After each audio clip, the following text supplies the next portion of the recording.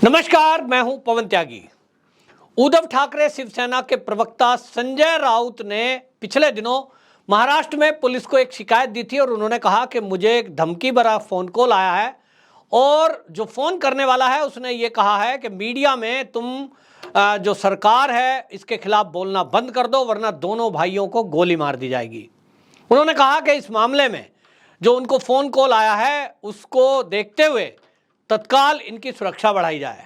Police ने इस पर संज्ञान लिया और जिस नंबर से कॉल आई थी उसके अलावा बाकी चीज़ों को जब खंगालना शुरू किया तो एक चौंकाने वाला सच सामने आया और सच ये खुलासा किया है पुलिस ने कि संजय राउत के जो भाई हैं उन्हीं का निकट सहयोगी इस फर्जी कॉल करने में शामिल था। 5 आरोपियों को गिरफ्तार किया है पुलिस ने और ये खुलासा करते हुए बताया है कि वाकई में ये संगीन अपराध में मयूर शिंदे नाम का एक व्यक्ति है जिसके ऊपर संगीन धाराओं में 14 मामले दर्ज हैं जिसमें 3 तो हत्या जैसे मुकदमे हैं। और ये जो मयूर है ये संजय राउत के छोटे भाई हैं सुनील राउत, उनका बहुत करीबी है। उसके साथ सोशल मीडिया पर फोटो हैं, वो अब मीडिया में वायरल किए गए हैं, वायरल हो रहे हैं। पुलिस ने भी ये बताया है मीडिया में कि जिस तरह से फ़ोन कॉल हुई वो केवल फर्जी थी, केवल इसलिए ताकि मीडिया का अटेंशन लिया जा सके और महाराष्ट्र की पुलिस को मूर्ख बनाकर अपनी सुरक्षा में और गार्डों को लगाया जा सके। आपको बता दूं, जब से एकनाथ शिंदे सरकार बनी है, वो मुख्यमंत्री बने हैं, तो इनको कोई पूछ नहीं रहा। उद्धव ठाकरे जी जरूर पूछे जाते हैं क्योंकि वो बाला साहब ठाकरे के पुत्र हैं, इसके कारण से पुराने हैं, शिवसेना उनका सम्मान करती है। लेकिन संजय राउत, इनका तो अब ये हाल हो गया है कि क्योंकि लोगों का कहना यह है कि जो शिवसेना की हालत हुई है, उसके जो 2 टुकड़े हुए हैं, जो भाजपा से दूरी बढ़ी है, उसके लिए यदि कोई दोषी है तो वो संजय राउत है, क्योंकि इनके बयान हमने देखे हैं। और तो और शिवसैनिकों का कहना यह भी है कि 15 साल पुराना भारतीय जनता पार्टी और शिवसेना का गठबंधन था। इस गठबंधन को अगर किसी व्यक्ति ने अपने अहंकार के कारण तोड़ा है तो वो संजय राउत है। उद्धव ठाकरे जी को वो भरमाया गया कि आप में तो बड़ी ताकत है, शिवसैनिक सारे साथ हैं, भाजपा से साथ छोड़ दो, हम अपनी सरकार बनाएंगे। और उससे संगठन करा दिया जो कांग्रेस, जिसके विरुद्ध राजनीति करते करते शिवसेना का गठन हुआ। महाविकास अघाड़ी गठबंधन बना लिया, कांग्रेस से और एनसीपी से संबंध बना लिए और उसके कारण सबसे ज्यादा छवि खराब यदि किसी की हुई तो वो उद्धव ठाकरे परिवार की और उद्धव ठाकरे शिवसेना की। जो आज की शिवसेना उद्धव ठाकरे के साथ हैं, जो लोग सारे शिवसैनिक नाराज हो गए कि भाई किनके साथ गठबंधन कर लिया आपने। लेकिन संजय राउत लगातार बयानबाजी, लगातार मोदी पे हमला, अमित शाह पे हमला, जिसकी जरूरत नहीं थी। और इसके कारण लोगों में एक मैसेज गया, देखिए आपने बीजेपी के साथ गठबंधन तोड़ दिया, कोई दिक्कत नहीं है, तोड़ दीजिए, लेकिन आप हैं कौन? आप शिवसेना हैं, आप शिवसैनिक हैं। आपका जो निशान है वो धनुष तीर बाला साहब ठाकरे जी को, वो उस समय ये समझ में आया था कि हिंदुत्व के मुद्दे पर आज राजनीति में कोई खुलकर बात करने वाला होना चाहिए, तो आपको उनका मान रखना चाहिए था। लेकिन सरकार में आने के बाद किया क्या है? जिनसे वादा किया कि हमारी सरकार गरीबों को न्याय दिलाएगी, पात्रा चाल वाले में कांड में हमने देख ही लिया कि 47 एकड़ भूमि किस तरह से गरीबों के लिए फ्लैट बनाकर देने थे, 700 फ्लैट लगभग बनने थे, उल्टा काम कर दिया कि वो बिल्डरों को दे दी। जिससे न्याय की उम्मीद महाराष्ट्र की जनता को थी, गरीबों को थी कि कांग्रेस ने जो घपला घोटाला किया है, अगर शिवसेना की सरकार आएगी, उद्धव ठाकरे अगर मुख्यमंत्री बनते हैं तो एक आस जगी लोगों को कि भाई कांग्रेस के किए हुए घोटालों को अब कम से कम ये ठीक करेंगे, न्याय देंगे। कहां से न्याय देते? उद्धव ठाकरे जी को तो मुख्यमंत्री बना दिया गया, किसके बल पर? उनका जो कुर्सी जो थी, सिंहासन, उसकी एक जो पाया था वो तो कांग्रेस थी। तो कांग्रेस के खिलाफ जांच करने का हिम्मत किसमें थी? और ये किसके कारण हुआ? जनता में क्या मैसेज गया कि ये तो केवल सत्ता के लोलुप लोग हैं। अगर संजय राउत जी सीनियर थे, सद्बुद्धि देते, उद्धव ठाकरे जी अगर कह भी रहे होते, हालांकि सूत्र ये कहते हैं कि ये उद्धव ठाकरे ने नहीं कहा, केवल ये बात थी कि भाई हाँ ठीक है, हमें भी उप मुख्यमंत्री बना देते, लेकिन उनकी महत्वाकांक्षाएं जागृत करने का आरोप वो संजय राउत पर लगा। अब इनको लगता है कि कोई पूछ तो रहा नहीं है, सत्ता हाथ से गई।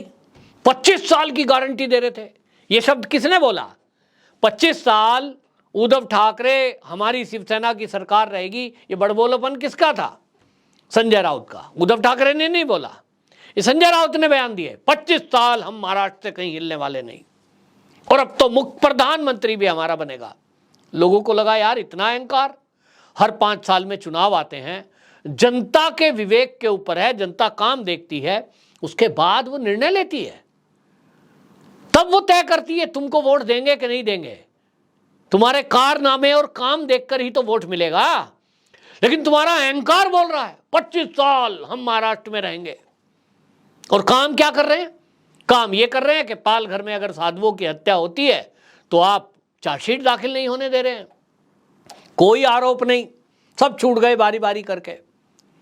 हनुमान चालीसा पर रोक लगाई जा रही है, पत्रकारों को जेल में डाला जा रहा है, पुलिस के जरिए उगाही करी जा रही है, ड्रग माफियाओं को खुली छुट्टी दी जा रही है।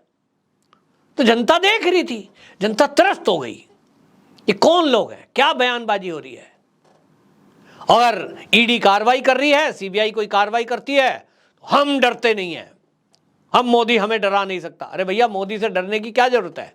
कौन कह रहा है मोदी से डरो? जनता से डरो, जिस जनता ने चुनकर तुम्हें सांसद बनाया है, राज्यसभा से गए हैं, राज्यसभा सदस्य है ना। पता तो जब चले जब आप लोकसभा का चुनाव जीत के आए। अब आ रहे हैं चुनाव 24 में, संजय राउत जी के लिए चुनौती है, कहीं से भी महाराष्ट्र में खड़े हो जाएं जरा, फिर पता लगेगा कि जनता कितना पसंद करती है। तो ये इस तरह की बातें हैं और ये बड़बोलापन है, और अब इनको लगता है कि सहानुभूति मिल नहीं रही है, जनता में थू थू हो रही है। अब शिवसैनिक भी पूछ नहीं रहे हैं, क्योंकि शिवसैनिकों का तो मानना ही है कि जो भी कुछ हुआ ये सब संजय राउत जी के वजह से हुआ है, और इसलिए इनको लगता है कि अब फर्जीवाड़ा कर देते हैं। तो भाई ये सस्ती लोकप्रियता प्राप्त करने के लिए कई बार होता है। एक बड़े नेता हैं भाई, उन्हों को भी पब्लिक ने थप्पड़ मार दिया था एक बार रैली के दौरान, 1-2 बार मार दिया, तो बाद में पता लगता उन्हीं का आदमी था।